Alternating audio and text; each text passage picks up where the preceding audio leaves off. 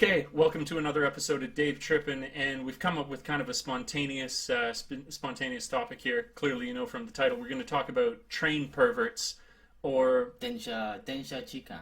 yes. So these are the kind of the different. We're going to talk about kind of the culture on the trains here, and some of the different things that happen, and some of our personal stories that have occurred on the train, and just kind of some of those funny instances. So, what generally would you say is different on the trains in Japan as compared to the subway in London and stuff like that? Oh wow! Like anywhere in the West, like you'll be on the train and there'll be some girl, some guy yakking on their phone behind you, like rah, rah, rah, rah. Yeah. In Japan, it's just not like that. It's all really quiet. No one has their music up too loud. Yeah. There's signs everywhere. There's about 4 stickers on each carriage, usually, just saying, "Please do not use your phones. Have it on silent." Yeah. I have seen on certain trains that people go in between where the carriages like semi-separate. Yeah. And they take a call there if it seems to be really urgent.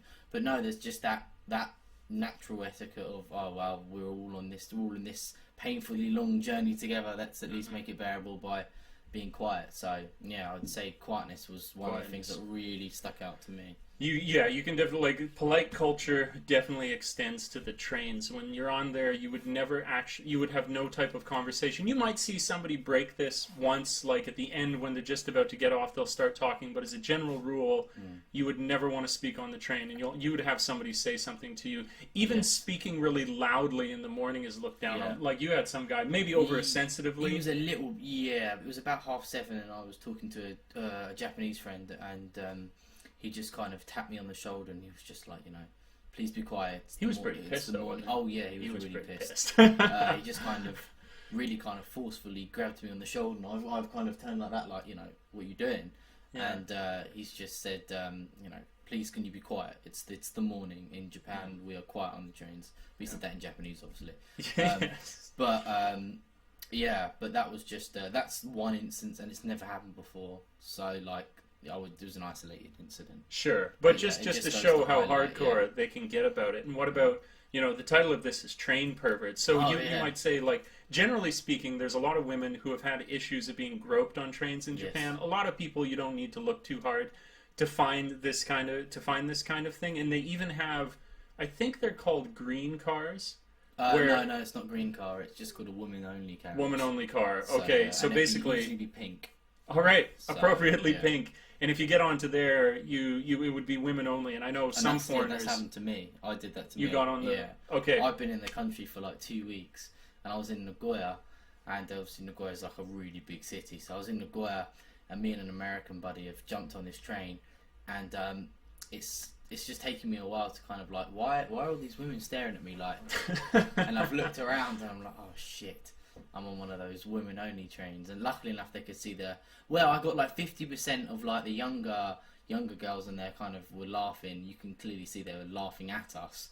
But then the older generation, like, oh, you dirty pervert, rapist! Yeah, what are you doing on this? This is a women's-only carriage. It's gonna be a mass rape. Yeah, it's like I think it's from. It's each rush hour that it happens, because that's where people are squashed together on the trains. That's where it's most prevalent. So I think it starts in Japan. The rush hour is about 7 in the morning, 7:30, 8 o'clock in the morning, and then it's about 5 to 5:30 in the afternoon. So that's when the actual trains or the carriages are like hooked on to the train, or whatever you want to call it. Okay. So, yeah. And that's one end of the spectrum. You see, that's like men groping women, obviously, but we shouldn't limit it only to that, which brings us to the juicy story that Dean can tell. Poor Dean, poor innocent Dean, on a train. And take it away, Dean. What happened to you? It really wasn't as bad as he that. Was inappropriately rubbed. Inappropriately rubbed. Obviously, I come over here, and like, my hairstyle's not the norm, but like, you guys would be looking at my hairstyle and you'd be like, oh, I don't see the fucking dip, I don't see. Show him the side, Dean. Show him that. Show him the profile. Look at that clean cut. We both got clean cuts. I pretty much have it bald near enough on the side. That's just how I like it. It's I've had it for a couple of years now. And in Japan, they're all just like, oh, very, very good hairstyle. Yeah, it's out there for here. There's nobody like that. Kakui. Like, I've had the old guys kind of say, oh, gaijin or kakui. He's really, really cool. Cool dude. And I was just sitting minding my own business, And these, I don't know if they were junior high or high school, can't really tell the difference. I was just sitting down minding my own business, had the headphones in on my way to work, and I felt like a slight kind of like brush here, very slightly, and I thought, I've got like a cobweb in my hair or something. It was that light, and then I've kind of then rigid up. I've become a bit rigid. Yeah. And then I've noticed it after a couple of minutes. Again, I've turned like that, and I actually caught one of them in that motion, and they were trying to kind of touch my hair like that to feel kind of, because it feels kind of prickly. See, it's not just men. Women are giving them the rub down on the train. They thought it was hilarious, but it was just very embarrassing. It was just like, just looked at them, gave them the look of, please don't do that. Please don't touch me. I'm a human being, you know. So I'm a human being. So, yeah. Pretty funny though. Like, yeah. Oh yeah, definitely. They're pretty brave too. Oh, I mean, yeah, like, that wouldn't happen in the West, I don't think. No, I don't think it would. You'd have to have some balls to do that. You really would, yeah. And it's again that weird. You're like a rare bird out in the countryside when they see you. Yeah. And they just could not. That was the only time we're going to see Dean, so we have to touch his hair. So, train perverts. Perverts Of the unexpected kind. Yes. So that was okay. Obviously, you also get something over here called the very aptly named Gaijin Gap. So you'll be sitting down on a row of train chairs or whatever you want to call it, and there'll always be a gap 9 times out of 10. If it's not rush hour, where I'm using the us and them mentality, and I don't mean it in that respect. I mean it. We're just being blatant though. Like if you have half a brain, we hope you do. You realize we don't see these as defining Japan, Absolutely but they can happen, and it's unusual that you wouldn't see. Explaining stories and because you hear a lot of this, or I certainly did in Western media. Yeah. So and it's a bit true. I mean, I've had it. It's like, exactly like you said, where I'll get onto the train and I've thought, they're milling around a little bit. It's weird, and it's exactly as I sit down. It's like everyone has found their comfort point to see what I will do, and then they all sit at the same time, and you will find beside you are 2 open spaces. Yeah. Like it's kind of funny. And also, I found in general that women will stick with women.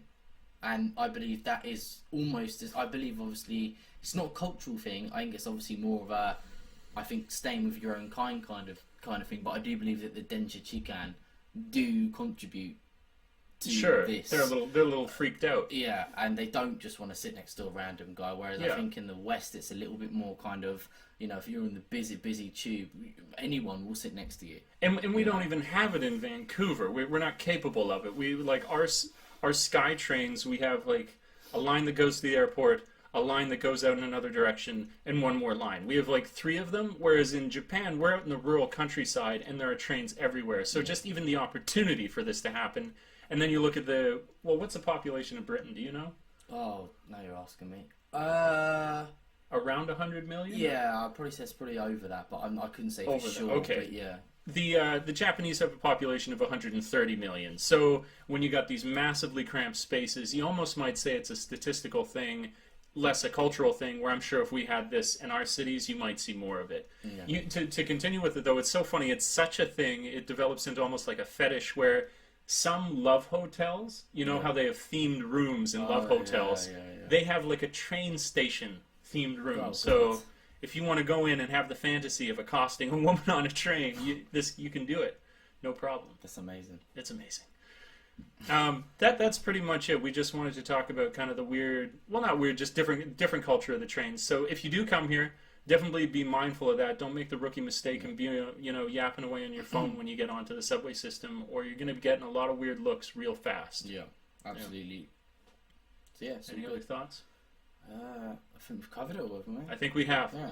All right, that's cool. So contacts down below, same as usual. You got any questions? Write to us. We'll answer them. Comments are, of course, the easiest way. Like, subscribe, share. And also, thank you to all the people subscribing and watching. Maybe I should have said this at the beginning, but today, little baby steps, but I hit 600 subscribers, and for me, that's a big deal. I've been building great. this. Yeah, I'm pretty really stoked. good.